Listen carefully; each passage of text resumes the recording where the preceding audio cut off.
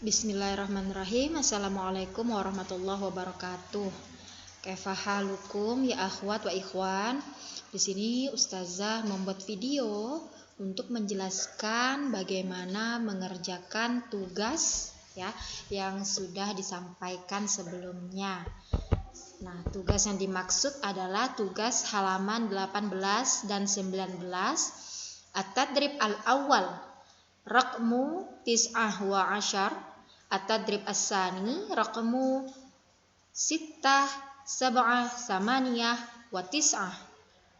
Tugas yang dimaksud adalah halaman 18 dan 19, Tadrib 1 nomor 9 dan 10, dan Tadrib 2 nomor 6, 7, 8, dan 9. Nah, Tadrib yang pertama nomor 9 dan 10 tentang isim tafdil ya.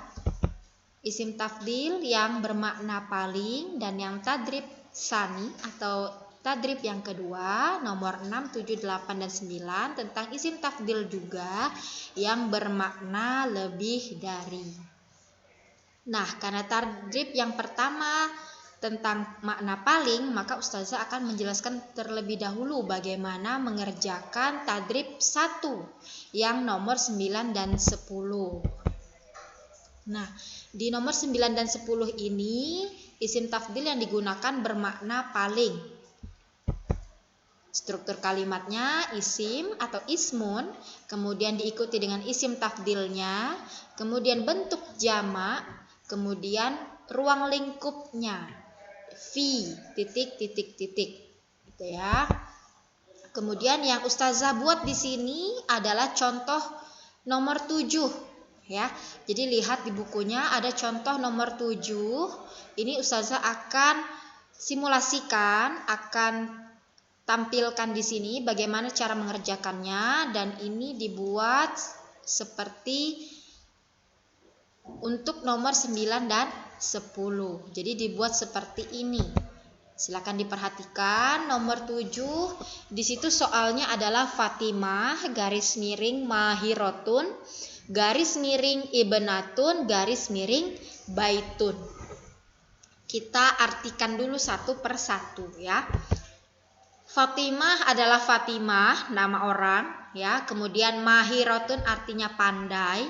Ibnatun itu anak ya, atau anak perempuan.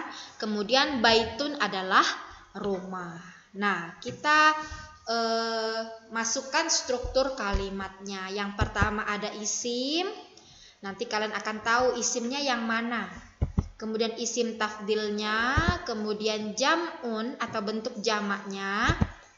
Kemudian ruang lingkupnya di mana gitu ya, fi itu di. Oke, dari nomor 7, dari soal nomor 7 kita letakkan dulu yang pertama adalah isimnya. Di nomor 7 ini isimnya yang pertama adalah Fatimah ya. Jadi Fatimah itu adalah isim, kemudian isim tafdilnya diambil dari kata sifat mahirotun ya. Kemudian yang bentuk jamaknya diambil dari kata setelahnya yaitu ibnatun atau anak perempuan. Kemudian ruang lingkupnya diambil dari kata baitun. Jadi fil baiti gitu ya. Fil baiti di rumah. Nah, sekarang kita ubah beberapa hal ya. Yang dirubah di sini adalah isim tafdil dan bentuk kata yang dijamakkan.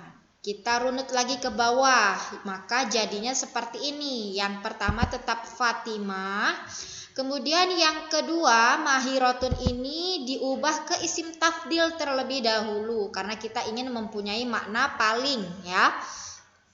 Mahirotun artinya pandai, berarti yang dimaksud di sini adalah lebih atau paling pandai. Maka diubah ke isim tafdil menjadi amharu.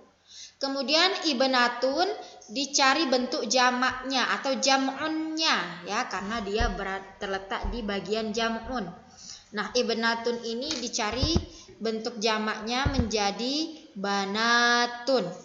Nah, yang terakhir tetap sama fil baiti di rumah. Nah, Setelah diubah isim tafdilnya dan bentuk jamaknya sudah diketahui, maka kita tinggal susun saja ya. Hasilnya Fatimatun amharul banati fil baiti. Jadi dilihat di sini bagian banat atau yang jamak itu diberi alif lam di depannya ya. Yang di bagian ruang lingkup juga kata ba itu diberi alif lam. Kemudian yang artinya adalah Fatimah anak paling pandai di rumah. Ya, Fatimah itu artinya Fatimah, amharul banat anak paling pandai, fil baiti di rumah. Gitu ya. Ini adalah susunannya. Jadi silakan dilihat nomor 9 dan 10-nya dibuat. Kalau bingung seperti apa, dilihat urutan cara membuatnya di sini ya. Dilihat apa yang harus diubah. Silakan kalian lihat contohnya di sini. Baik, ini untuk yang nomor 9 dan 10. Ini contoh saja ya untuk nomor 7. Nanti nomor 9 dan 10 kalian cari sendiri. Lihat contoh yang Ustazah sudah buat di video ini. Kita lanjut ke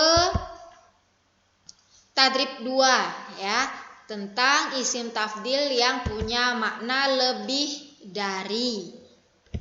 Nah, struktur kalimatnya ismun atau isim atau kata benda, kemudian disusul oleh isim tafdil, kemudian ada min artinya dari, kemudian isim kedua yang dibandingkan dengan isim yang pertama. Jadi kalau kalian masih ingat, di makna lebih dari ini fungsinya untuk membandingkan antara dua hal ya.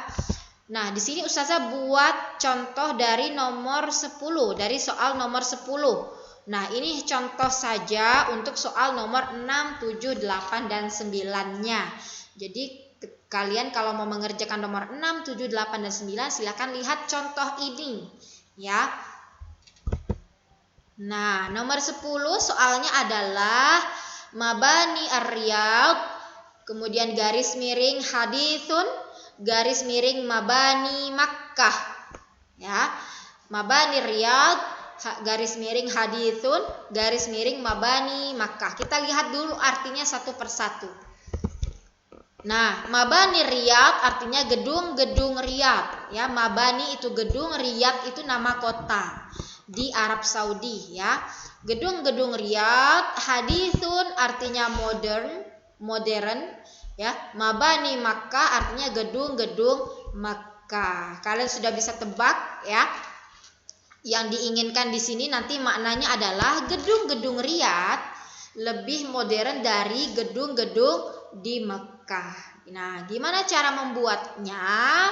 Bagaimana menyusun kalimatnya? Yang pertama kita susun dulu struktur kalimatnya. Yang pertama isim atau kata benda, yang kedua isim tafdil, yang ketiga min atau dari, yang keempat isim yang kedua yang dibandingkan dengan isim yang pertama. Sekarang kita pilih dulu mana yang isim pertama. Nah, di soal ini isim yang pertama berarti kata yang pertama yaitu mabani ar-riyad. Nah, mabani ar-riyad. Kemudian yang akan diubah ke isim tafdil yang mana? Yaitu kata hadithun yang artinya modern.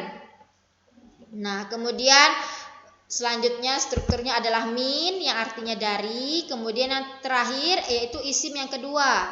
Di sini di nomor 10 ini isim yang kedua adalah mabani Makkah. Ya. Jadi kita membandingkan antara mabani Riyadh dan mabani Makkah. Kemudian kita runut lagi ke bawah. Mabani Riyadh ya, kemudian masih sama, kemudian isim tafdilnya hadisun diubah dulu ke isim tafdil. Isim tafdil dari hadisun adalah ahdatsu. Kemudian sama dengan yang di atasnya ditambahkan dengan min artinya dari. Kemudian mabani Makkah. Hasilnya mabani Riyadh ahdatsu min mabani Makkah. Gedung-gedung Riyadh lebih modern dari gedung-gedung Mekah, ya. Nah, seperti itu cara membuatnya. Walaupun kalian tidak perlu membuat runutan seperti ini, yang perlu kalian tulis adalah hasil akhir yang ada di sini, sama dengan yang makna paling tadi juga, ya. Yang dituliskan adalah yang hasil akhirnya. Kalau yang runutan pembuatannya ini cukup kalian coret-coret saja.